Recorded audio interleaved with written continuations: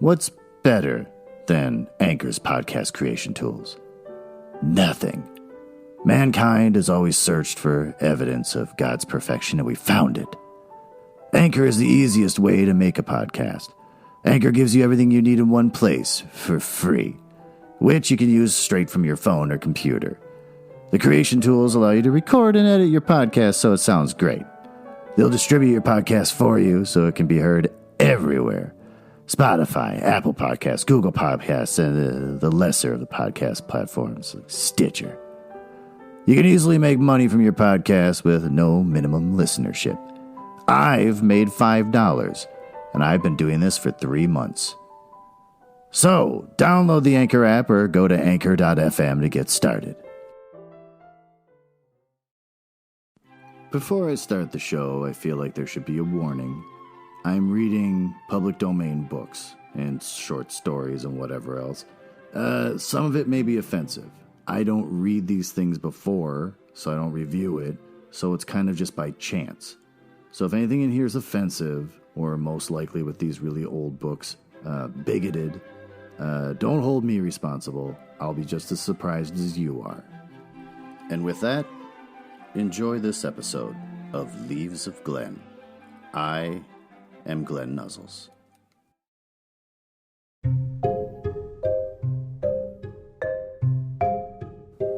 So what happened in the last 2 chapters we read, chapters 12 and 13?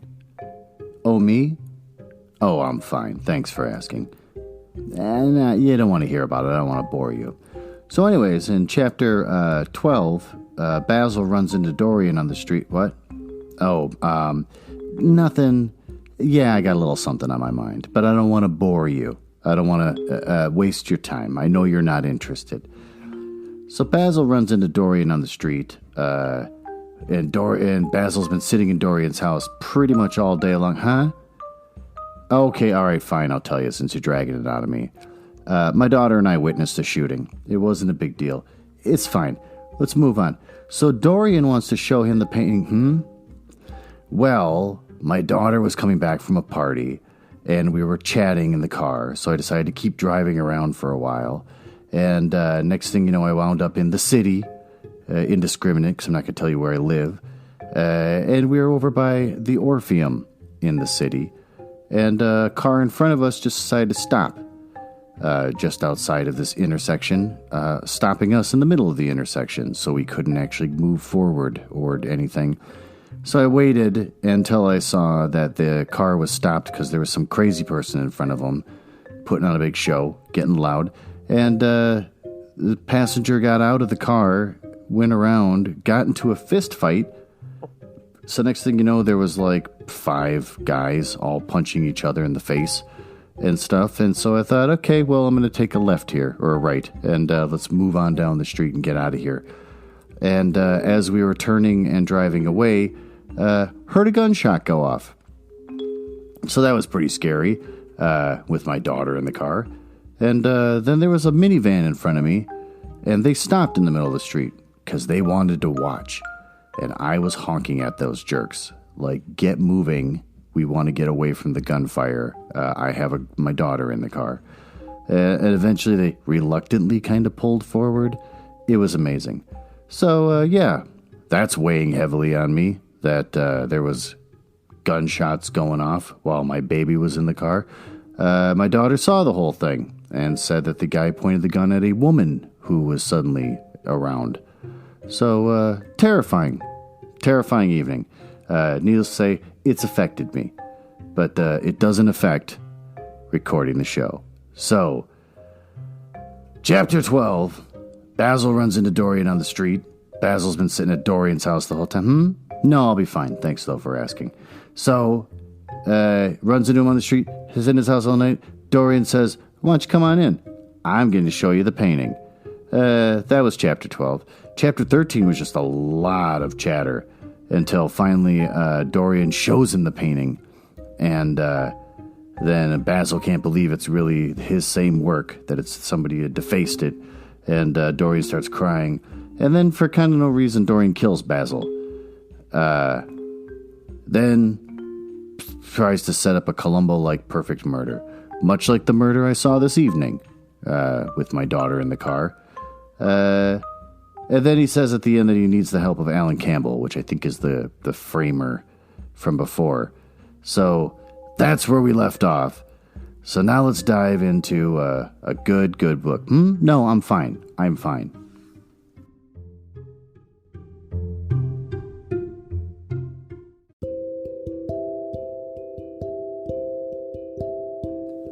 Chapter 14.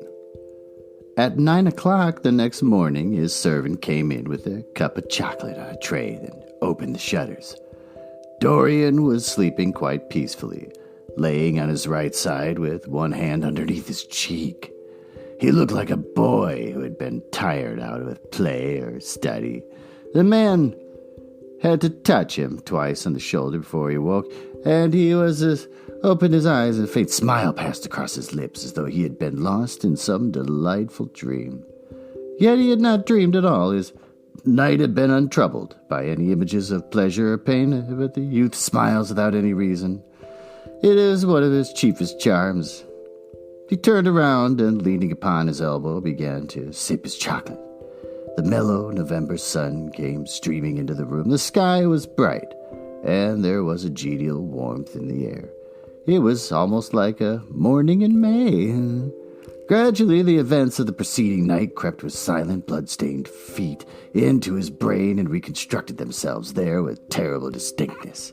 He winced at the memory of all that he had suffered, and for a moment, the same curious feeling of loathing for Basil Hallward that had made him kill him as he sat in the chair came back to him, and he grew cold with passion. The dead man was still sitting there, too, and in the sunlight now. How horrible that was! Such hideous things were for the darkness, not for the day. He felt that if he brooded on what he had gone through, he would sicken or grow mad. There were sins whose fascination was more in the memory than in the doing of them.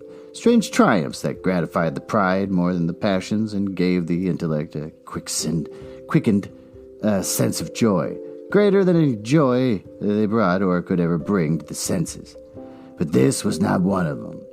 It was a thing to be driven out of the mind, to be drugged with poppies, to be strangled lest it might strangle one itself. When the half-hour struck, he passed his hand across his forehead and then got up hastily and dressed himself with even more than his usual care, giving a good deal of attention to the choice of his necktie and scarf pin and changing the rings more than once. Oh, he wore a lot of rings. He spent a long time also over breakfast, tasting the various dishes, talking to his valet about some new liveries that he was thinking of getting made for the servants at Selby, and going through his correspondence. At some of the letters he smiled, and 3 of them bored him. One he read several times over and then tore up with a slight look of annoyance in his face. That awful thing, a woman's memory, as Lord Henry had once said. After he had drunk his cup of black coffee, he wiped his lips slowly with a napkin, motioned to his servant to wait, and going over to the table, sat down and wrote 2 letters. One he put in his pocket. The other he handed to the valet. Take this round to 152 Hertford Street, Francis, and if Mr. Campbell is out of town, get his address. As soon as he was alone, he lit a cigarette and began sketching upon a piece of paper, drawing first flowers and bits of architecture, and then human faces. Suddenly, he remarked that every face that he drew seemed to have a fantastic likeness to Basil Hallward. He frowned, and getting up, went over to the bookcase and took out a volume at hazard. He was determined that he would not think about what had happened until it became absolutely necessary that he should do so. Sorry, drinking coffee. It's late. When he had stretched himself on the sofa, he looked at the title page of the book. It was Gautier Zimax et Camille's Charpentier's Japanese paper edition, with the Jacquemart etching. The binding was of citron green leather with a design of gilt trellis work and dotted pomegranates. It had been given to him by Adrian Singleton, As he turned over the pages, his eyes fell on the poem about the hand of Lassière, the cold, yellow hand du supplice encore ma la vie, with its downy red hairs and its dégoisse de fond. He glanced at his own white, taper fingers, shuddering slightly in spite of himself, and passed on, till he came to those lovely stanzas upon Venice. And this whole poem is in French, so I'm not going to read that part. How exquisite they were! As one read them, one seemed to be floating down the green waterways of the pink and pearl city, seated in a black gondola with silver prow and trailing curtains. The mere lines looked to him like those straight lines of tortoise blue that follow one as one pushes out to the Lido. The sudden flashes of color reminded him of the gleam of the opal and iris-throated birds that flutter round the tall, honeycombed champanelle, or stalk with such stately grace through the dim, dust-stained arcades. Leaning back with half-closed eyes, he kept saying over and over to himself, Devant une façade rose, sur le marbre d'un escalier. Okay, how much more French do we got to read here? The whole of Venice was in those two lines. He remembered the autumn that had passed there, and a wonderful love that had stirred him to a mad, delightful follies. There was romance in every place, but Venice, like Oxford, had kept the background for romance. And true romantic, the background was everything, or almost everything. Basil had been with him part of the time and had gone over Tintoret. Oh, I have text messages from my daughter. I wonder if it's... Nah, nothing. Poor Basil. What a horrible way for a man to die. He sighed and took up the volume again and tried to forget. He read of the swallows that fly in and out of the little cafe at Smyrna, where the Hagis sit counting their amber beads, and the turbaned merchants smoke their long tasseled pipes and talk gravely to each other. He read of the obelisk in the Place de la Concorde that weeps tears of granite in its lonely, sunless exile and longs to be back by the hot, lotus-covered Nile, where there are sphinxes, rose-red ibises, white vultures with gilded claws, and crocodiles with small, barrel eyes that crawl over the green, steaming mud. He began to brood over those verses which, drawing music from kiss-stained marble, tell of what curious statue that Gautier compares to a contralto voice, the Monsieur Charmant that touches in the parfum-free room of the Louvre. This is driving me crazy. But after a time, the book fell from his hand. He grew nervous, and a horrible fit of terror came over him. What if Alan Campbell should be out of England? Days would elapse before he'd come back. Perhaps he might refuse to come. What could he do then? Every moment was of vital importance. They had been great friends once, 5 years before, almost inseparable indeed. Then, in the intimacy had come suddenly to an end. When they met in society now, it was only Dorian Gray who smiled. Alan Campbell never did. He was an extremely clever young man, though he had no real appreciation of the visible arts. And whatever little sense of beauty and poetry he possessed, he had gained entirely from Dorian. His dominant intellectual passion was for science.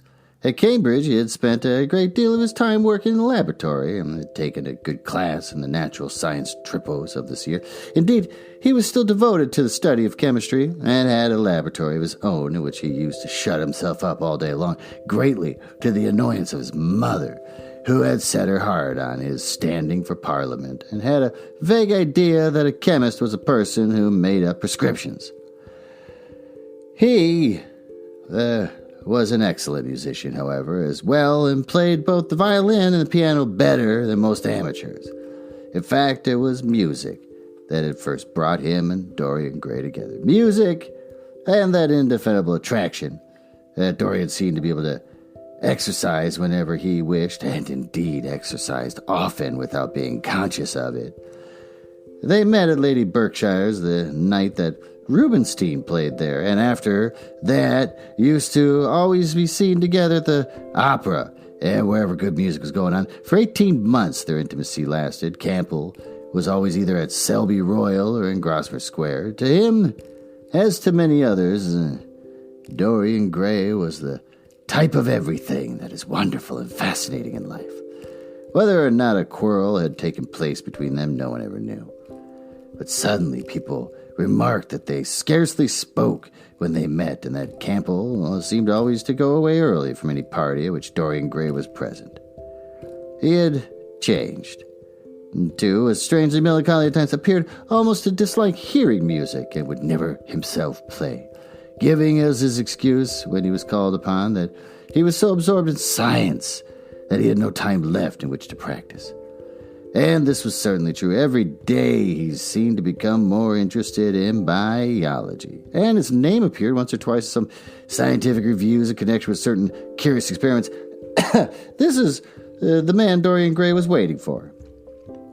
Every second he kept glancing at the clock. As if the minutes went by, he became horribly agitated. At last he got up and began to pace up and down the room, looking like a beautiful caged thing. He took long, stealthy strides. His hands were curiously cold. The suspense became unbearable. Time seemed to him to be crawling with feet of lead, while he, by monstrous winds, was being swept towards the jagged edge of some black cleft of precipice. He knew what was waiting for him there, and saw it indeed, and shuddering, crushed with dank hands, his burning lids, as though he would have robbed the very brain of sight and driven the eyeballs back into their cave. It was useless. The brain had its own food on which it battened, and the imagination, made grotesque by terror, twisted and distorted as if a living thing by pain, danced like some foul puppet on a stand and grinned through moving masks. Then, suddenly, time stopped for him. Yes, that blind, slow-breathing thing crawled no more, and horrible thoughts, time being dead, raced nimbly in front and dragged a hideous future from its grave and showed it to him. He stared at it. Its very horror made him stone. At last the door opened and his servant entered. He turned glazed eyes upon him. "Mr. Campbell, sir," said the man. A sigh of relief broke from his parched lips, and the color came back to his cheeks. "Ask him to come in at once, Francis." He felt that he was himself again. His mood of cowardice had passed away. The man bowed and retired.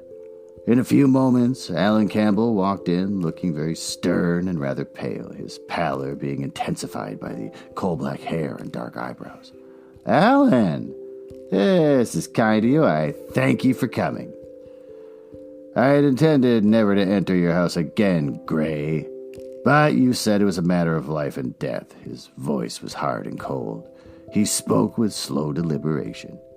There was a look of contempt in the steady, searching gaze that he turned on Dorian. He kept his hands in his pockets of his astrakhan coat, and seemed not to have noticed the gesture with which he had been greeted.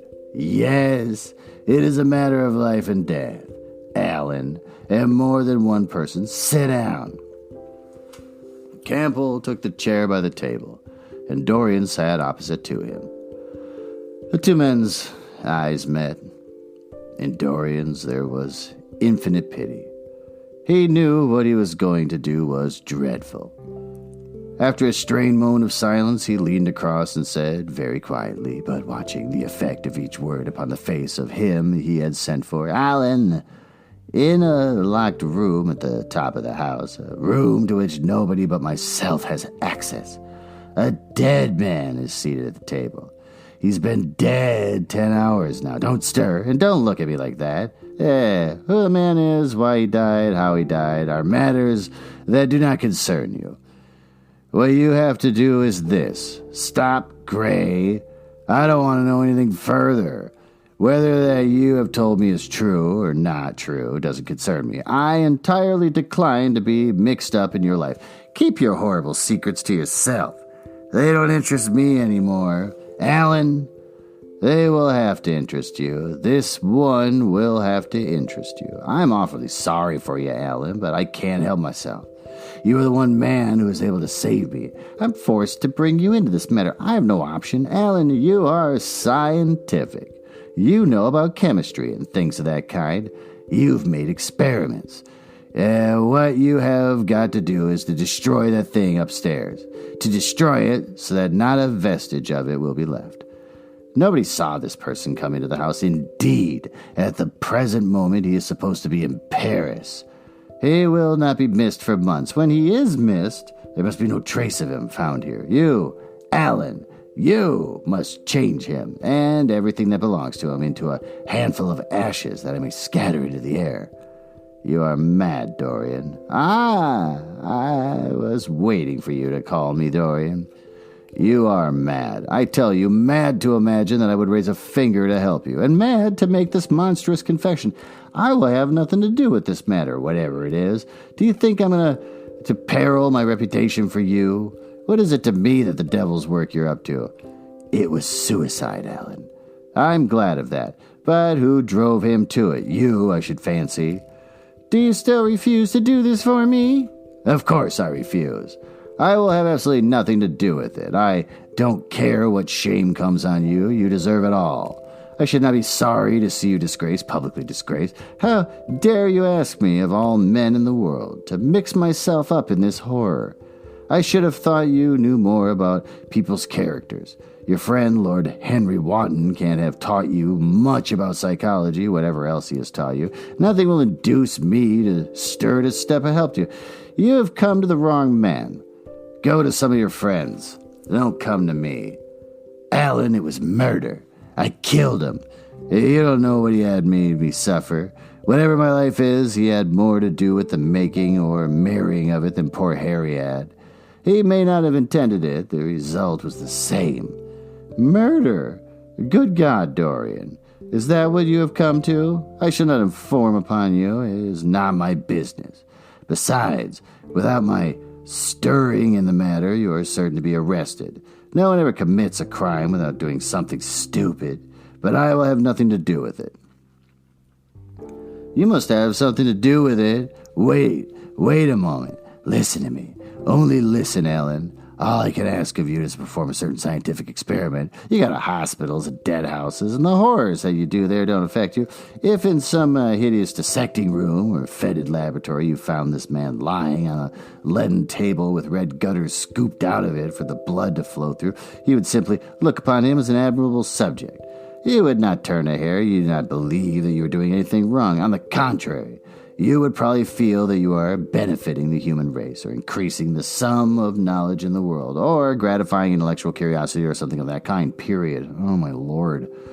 What I want you to do is merely what you have often done before. Indeed, to destroy a body must be far less horrible than what you are accustomed to work at. And remember, it is the only piece of evidence against me. If it is discovered, I am lost. And it is sure to be discovered unless you help me. I have no desire to help you. You forget that. I am simply indifferent to the whole thing. It has nothing to do with me. Alan, I entreat you.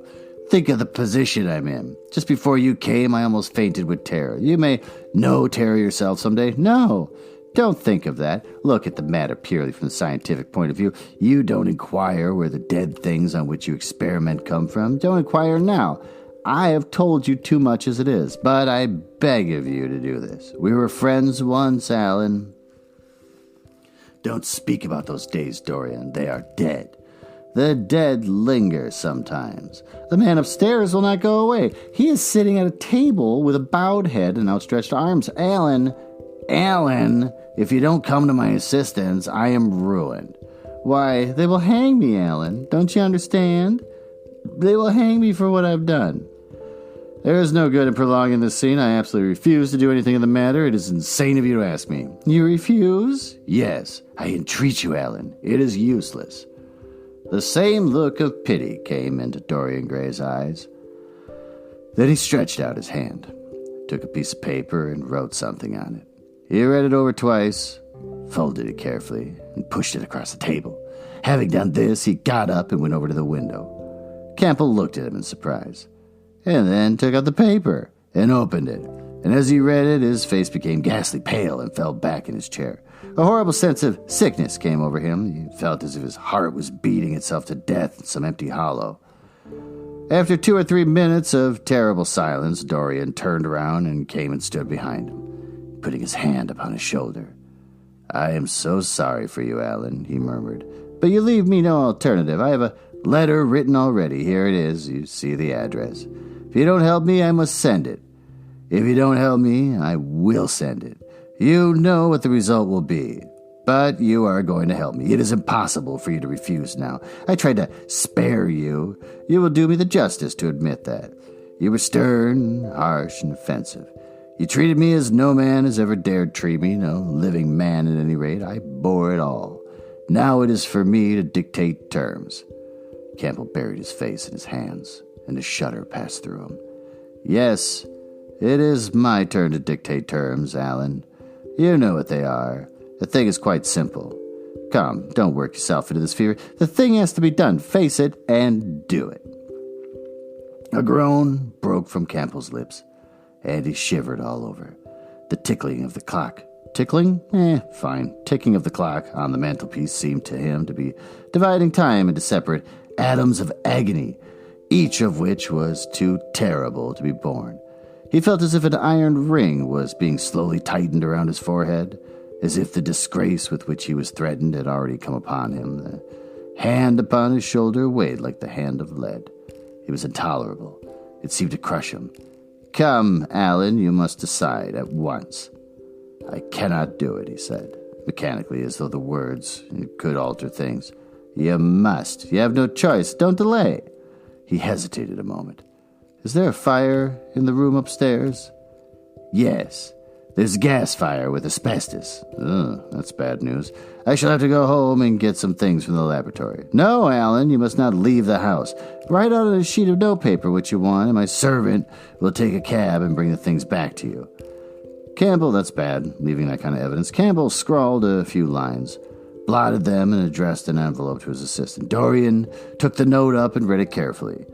Then he rang the bell and gave it to his valet, with orders to return as soon as possible and to bring the things with him. As the hall door shut, Campbell started nervously. Having got up from the chair, he went over to the chimney-piece. He was shivering with the kind of ague. For nearly 20 minutes, neither of the men spoke. A fly buzzed noiselessly about the room, and the ticking of the clock was like the beat of a hammer. As the chimes struck 1, Campbell turned around, looking at Dorian Gray, saw that his eyes were filled with tears. There was something in the purity and refinement of that sad face that seemed to enrage him.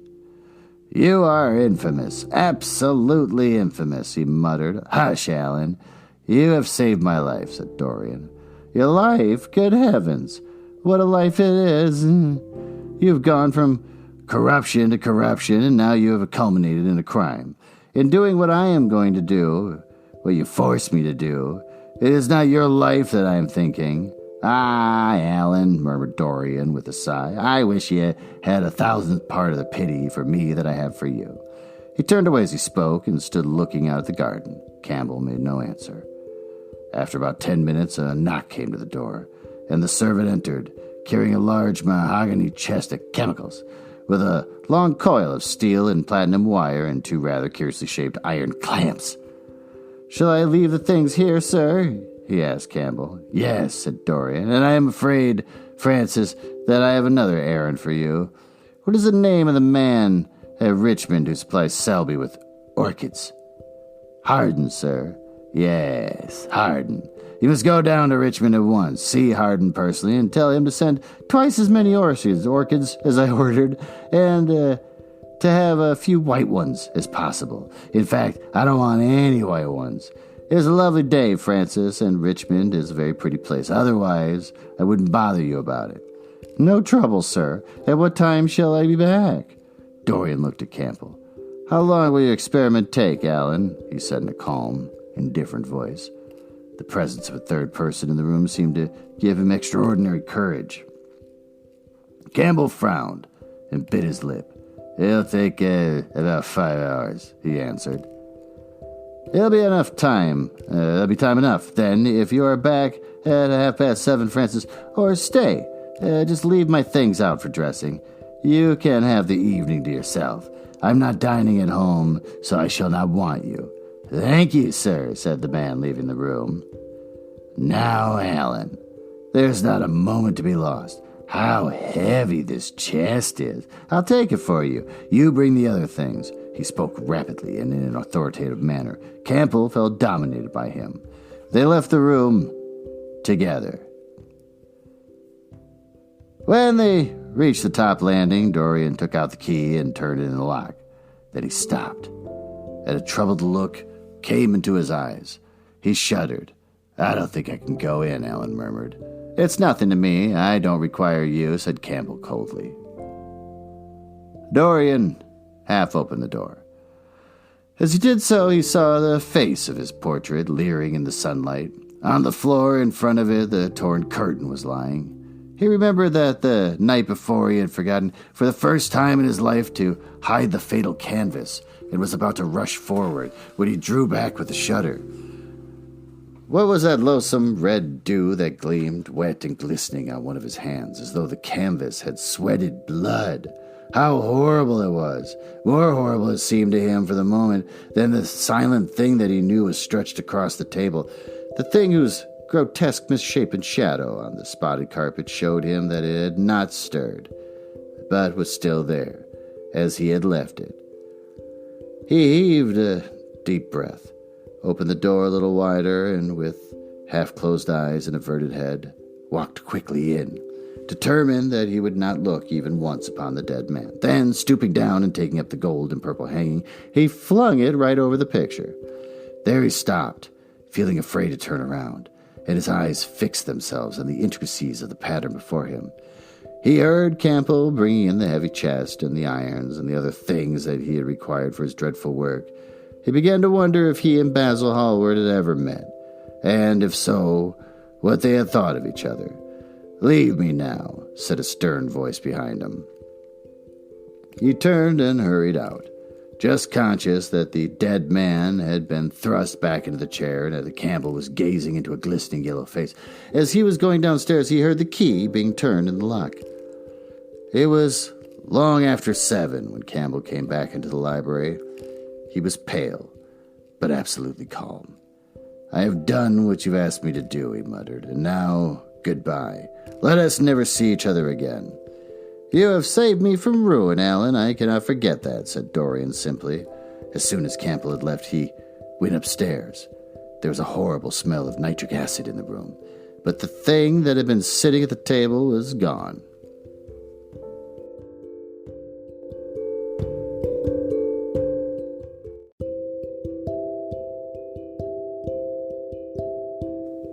And we'll be skipping reading the new book since these 2 chapters are going real long. So we're just going to dive straight into chapter 15. That evening at 8:30, exquisitely dressed and wearing a large buttonhole of Parma violets, Dorian Gray was... Oh, wow, that's Dorian Gray dressed that way? Oh, boy. Was ushered into Lady Narborough's drawing room by bowing servants. His forehead was throbbing with maddened nerves, and he felt wildly excited, but his manner, as he bent over his hostess's hand, was as easy and graceful as ever. Perhaps no one seems so much at one's ease as when one has to play a part. Certainly no one looking at Dorian Gray that night could have believed that he had passed through a tragedy as horrible as any tragedy of our age.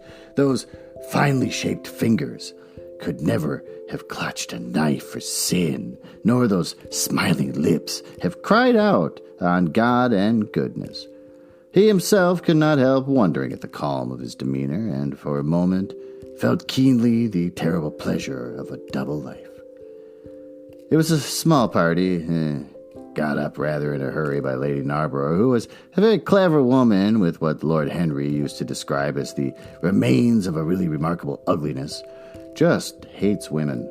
Everything in this book. She had proved an excellent wife to one of our most tedious ambassadors, and having buried her husband properly in a marble mausoleum, which she had herself designed, and married off her daughters to some rich, rather elderly men. Bleh. She devoted herself now to the pleasures of French fiction, French cookery, and French esprit, when she could get it. Dorian was one of her special favorites, and she always told him that she was extremely glad she had not met him in early life. I know, my dear, I should have fallen madly in love with you, she used to say, and thrown my bonnet right over the mills for your sake. It is most fortunate that you were not of that time. As it was, our bonnets were so unbecoming, and the mills were so occupied in trying to raise the wind, that I never even had a flirtation with anybody. However, that was all Narborough's fault. He was dreadfully short-sighted, and there is no pleasure in taking a husband who never sees anything. Her guests this evening were rather tedious. The fact was, as she explained to Dorian behind a very shabby fan, one of her married daughters had come up quite suddenly to stay with her, and to make matters worse, had actually brought her husband with her. I think it is most unkind of her, my dear, she whispered. Of course, I go and stay with them every summer after I come from Hamburg. But then an old woman like me must have fresh air sometimes, and besides, I really wake them up. You don't know what an existence they lead down there. It is a pure, unadulterated country life. They get up early because they have so much to do, and go to bed early because they have so little to think about. There's not even been a scandal in the neighborhood since the time of Queen Elizabeth, and consequently, they all fall asleep after dinner. You shan't sit next to either of them. You shall sit by me and amuse me. Dorian murmured a graceful compliment and looked around the room. Yes, it was certainly a tedious party. Two of the people he had never seen before. The others consisted of Ernest Harrowden, one of the middle-aged mediocrities so common in London clubs, who have no enemies but are thoroughly disliked by their friends. Lady Ruxton, an overdressed woman of 47, with a hooked nose, who was always trying to get herself compromised, but was so particularly plain that to her great disappointment no one would ever believe anything against her. Mrs. Erlyn, a pushing nobody with a delightful lisp and Venetian red hair. Lady Alice Chapman, his hostess daughter, a dowdy, dull girl with one of those characteristic British faces that once seen are never remembered. And her husband, a red-cheeked, white-whiskered creature who, like so many of his class, was under the impression that inordinate joviality can atone for an entire lack of ideas. He was rather sorry he had come, till Lady Narborough, looking at the great arm-loop gilt clock that sprawled in gaudy curves on the mauve-draped mantel-shelf, exclaimed, "How horrid of Henry wanted to be so late. I sent round to him this morning, on chance, and he promised faithfully not to disappoint me." It was some consolation that Harry was to be there, and when the door opened he heard his slow, musical voice lending charm to some insincere apology. He ceased to feel bored. They have not really talked about why these two stopped talking. But at dinner he could not eat anything. Plate after plate went away untasted. Lady Narborough kept scolding him for what she called an insult to poor Adolphe, who invented the menu especially for you.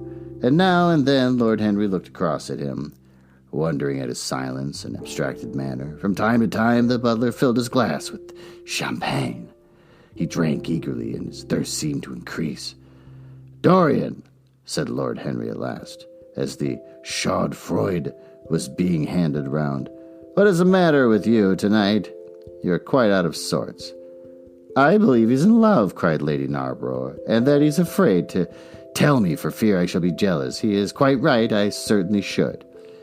"Dear Lady Narborough," murmured Dorian, smiling, "I have not been in love for a whole week. Not, in fact, since Madame de Frol left town." "How you men can fall in love with that woman," exclaimed the old lady, "I really cannot understand it." "It is simply because she remembers you when you were a little girl, Lady Narborough," said Lord Henry. "She is the one link between us and your short frocks." "She does not remember my short frocks at all, Lord Henry, but I remember her very well at Vienna 30 years ago, and how décolletée she was then. She is still Decolette. I guess I'm saying it right. I don't know. It's a lot of French. He answered, taking an olive in his long fingers. And when she is a very smart gown, she looks like an edition deluxe of a bad French novel. She is really wonderful and full of surprises. Her capacity for family affection is extraordinary. When her third husband died, her hair turned quite gold from grief. How can you, Harry? Cried Dorian. It is a most romantic explanation, laughed the hostess, but her third husband, Lord Henry, don't you mean to say Farrell is the fourth? Certainly, Lady Narborough. I don't believe a word of it. Well, ask Mr. Gray. He is one of her most intimate friends. Is it true, Mr. Gray? She assures me so, Lady Narborough, said Dorian. I asked her whether, like Margaret de Navarre, she has her hearts embalmed and hung in her girdle.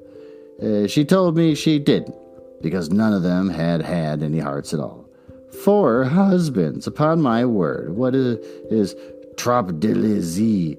Trop d'os, I tell her, said Dorian. I'm just making up words now. Oh, she is audacious enough for anything, my dear. And what is Farrell like? I don't know him. The husbands of very beautiful women belong to the criminal classes, said Lord Henry, sipping his wine. Lady Narborough hit him with her fan. Lord Henry, I am not at all surprised that the world says you are extremely wicked. But what the world says that? Asked Lord Henry, elevating his eyebrows. It can only be the next world. This world and I are on excellent terms. Everybody I know says you are very wicked, cried the old lady, shaking her head. Lord Henry looked serious for some moments. It is perfectly monstrous, he said at last, the way people go on nowadays about things behind one's back that are absolutely and entirely true. Isn't he incorrigible? Cried Dorian, leaning forward in his chair. I hope so, said the hostess, laughing. But really, if you all worship Madame de Ferrol in this ridiculous way, I shall have to marry again so as to be in the fashion. You will never marry again, Lady Narborough, broke in Lord Henry. You are far too happy. When a woman marries again, it is because she detested her first husband. When a man marries again, it is because he adored his first wife. He just makes things up. He just says something and then says something contrary. It doesn't make any sense. Women try their luck. Men risk theirs. Narborough wasn't perfect, cried the old lady. If he had been, you would not have loved him, my dear lady, was the rejoinder. Women love us for our defects if we have enough of them. They will forgive us everything, even our intellects. You will never ask me to dinner again after saying this. I'm quite afraid, Lady Barbara, but it is quite true. Of course it's true, Lord Henry. If we women did not love you for your defects, where would you all be? Not one of you would ever be married. You would be a set of unfortunate bachelors. Not, however, that would alter you much. Nowadays, all the married men live like bachelors, and all the bachelors like married men. Fin de siècle, murmured Lord Henry. Fin du globe, answered his hostess.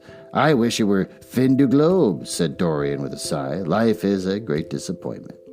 Ah, my dear, cried Lady Narborough, putting on her gloves. Don't tell me that you have exhausted life. When a man says that, one knows that life has exhausted him. Lord Henry is very wicked, and I sometimes wish that I had been. But you are made to be good. You look so good. I must find you a nice wife. Lord Henry, don't you think that Mr. Gray should get married?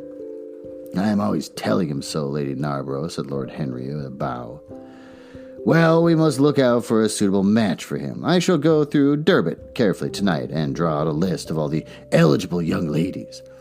With their ages? Lady Narborough asked Dorian.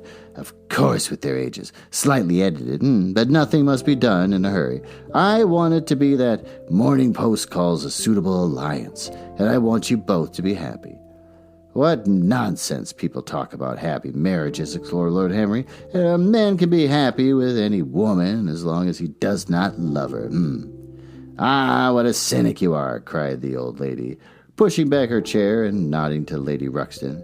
You must come and dine with me soon again. You are really an admirable tonic, much better than what Sir Andrew prescribes for me. You must tell me what people would like to meet through. I want it to be a delightful gathering. I like men who have a future and women who have a past, he answered. Or you think that you would make it a petticoat party? I fear so, she said, laughing as she stood up. 1,000 pardons, my dear Lady Ruxton, she added. I didn't see you hadn't finished your cigarette. Never mind, Lady Narborough, I smoke a great deal too much. I am going to limit myself for the future. Pray don't, Lady Ruxton, said Lord Henry. Oh, Lord Henry is obsessed with cigarettes, like he works for a cigarette company. Moderation is a fatal thing. Enough is as bad as a meal. More than enough is as good as a feast. Lady Ruxton glanced at him curiously. You must come and explain that to me some afternoon, Lord Henry. It sounds fascinating theory, she murmured as she swept out of the room. Now mind you don't stay too long over your politics and scandal, cried Lady Narborough from the door. If you do, we are sure to squabble upstairs. The men laughed, and Mr. Chapman got up solemnly from the foot of the table and came up to the top. Dorian Gray changed his seat and went and sat by Lord Henry.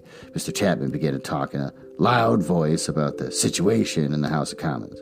He guffawed at his adversaries. The word doctrinaire, a word full of terror to the British mind, reappeared from time to time between his explosions. An alliterative prefix served as an ornament of oratory. He hoisted the Union Jack on the pinnacles of thought. The inherited stupidity of the race, as sound English common sense, he jovially termed it, was shown to be the proper bulwark for society. A smile curved Lord Henry's lips, and he turned round to look at Dorian. Are you better, my dear fellow? He asked. You seem rather out of sorts at dinner. I am quite well, Harry. I am tired, that is all. You were charming last night. The little Duchess is quite devoted to you. She tells me she's going down to Selby. She has promised to come on the 20th. Is Monmouth to be there too? Oh, yes, Harry. He bores me dreadfully, almost as much as he bores her. She is very clever, too clever for a woman. Ugh. She lacks the indefinable charm of weakness. It is the feet of clay that make the gold of the image precious. Her feet are very pretty, but they are not feet of clay. White, porcelain feet, if you like. They have been through the fire, and what fire does not destroy, it hardens. She has had experiences. How long has she been married? Asked Dorian. An eternity, she tells me. I believe, according to the peerage, it is 10 years. But 10 years with Monmouth must be like an eternity. With time thrown in, who else is coming? Oh, the Wilburys, Lord Rugby and his wife, our hostess, Geoffrey, Clouston, the usual set. I have asked Lord Groshen. I like him, said Lord Henry. A great many people don't, but I find him charming. He atones for being occasionally somewhat overdressed by always absolutely overeducated. He is a very modern type. I don't know if he'll ever be able to come, Harry. He may have to go to Monte Carlo with his father. Ah, what a nuisance people's people are. Try to make him come. By the way, Dorian, you ran off very early last night. You left before 11. What did you do afterwards? Did you go straight home? Dorian glanced at him hurriedly and frowned. No, Harry, he said at last. I did not get home till nearly 3. Did you go to the club? Yes, he answered. Then he bit his lip. No, I don't mean that. I didn't go to the club. I walked about. I forget what I did. How inquisitive you are, Harry. You always want to know what one has been doing. I always want to forget what I've been doing. I came in at 2:30. If you wish to know the exact time, I had left my latchkey at home, and my servant had to let me in. If you want any corroborative evidence on the subject, you can ask him. Lord Henry, that's really suspiciously specific. Lord Henry shrugged his shoulders. My dear fellow, as if I cared. Let us go up to the drawing room. No sherry. Thank you, Mrs. Chapman. Something has happened to you, Dorian. Tell me what it is. You are not yourself tonight. Don't mind me, Harry. I am irritable and out of temper. I shall come round and see you tomorrow or next day. Make my excuses, Lady Narborough. I shan't go upstairs. I shall go home. I must go home. All right, Dorian, I dare say I shall see you tomorrow at tea time. The Duchess is coming. So I guess they have been hanging out this whole time. They make it sound like they haven't talked in, years. And all of a sudden they were talking about how they saw each other the other night.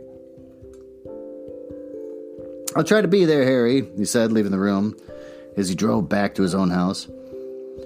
He was conscious that the sense of terror he thought he had strangled had come back to him. Lord Henry's casual questioning had made him lose his nerve for the moment, and he wanted his nerve still. Things that were dangerous had to be destroyed.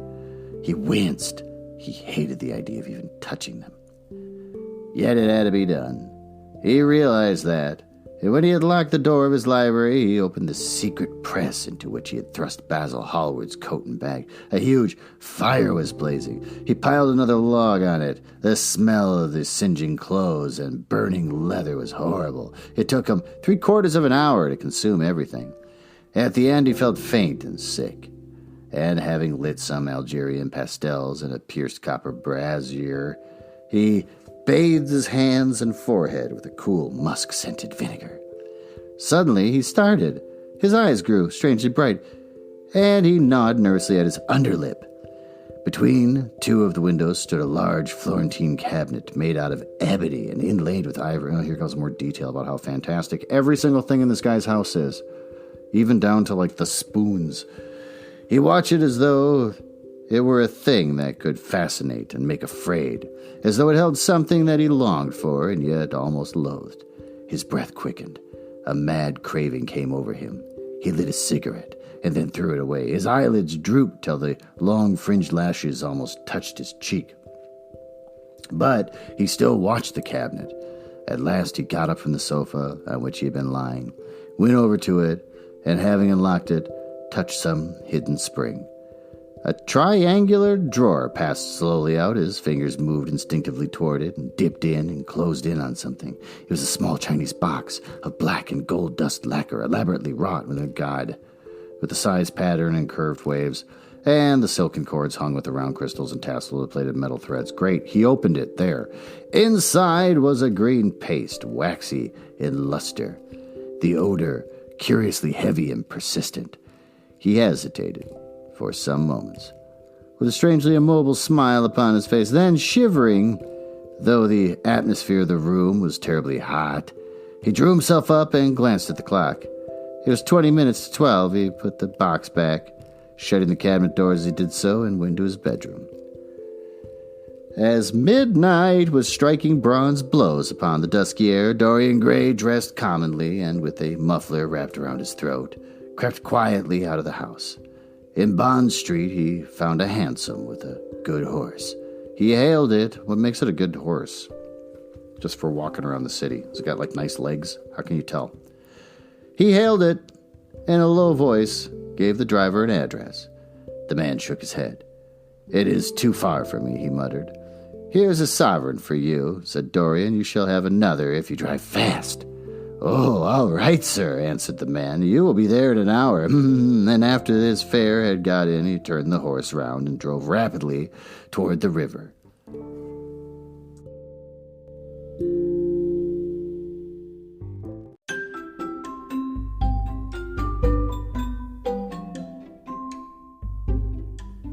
Well, what did we learn?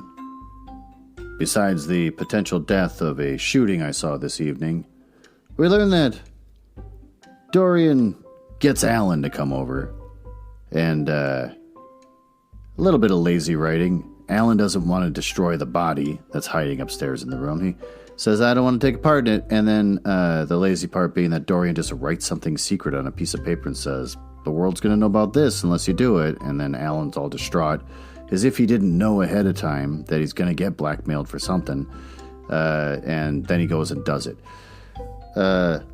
Sloppy for the characters is that instead of letting Alan go get his chemistry set, Dorian sends his valet to go get it. So there's evidence there of something crazy going on. And then sends the valet off. "Get out of here. I don't need you. Don't come back." So, a little weird. But thanks to the power of science, Alan gets rid of the body magically up there in the room without blood all over the place. Chapter 15, Dorian goes to dinner. And it's more of the same magic that we fell in love with in the beginning, where Lord Harry's there, and he gives Dorian a hard time about getting married. Henry says a lot of horrible things about women in general, and of course the women in the story just agree and nod pleasantly as they hear all this stuff. And then basically he says, "Dorian, you don't seem like yourself." Dorian says, "If if you leave me alone, I came home at a reasonable time, asked my valet. And then now they have plans to get together the next morning. But Dorian goes home, and in more overly illustrative text, we find out that the chest of drawers, of course, in his house is the most magnificent thing ever made on the face of the earth, and Dorian owns it. It's got a secret compartment that he pulls out a box. Not just any old box, it's the most beautiful box ever created on God's earth, that he pulls out some sort of chain, and then Dorian heads out for the night. So that's mysterious. Maybe he's got a lust for murder that he wants to go do some more of. And that's where we left off. I hope you enjoyed the story. And I hope you can sleep tonight. I know I'm going to have a tough time. And I hope you tune in for the next episode.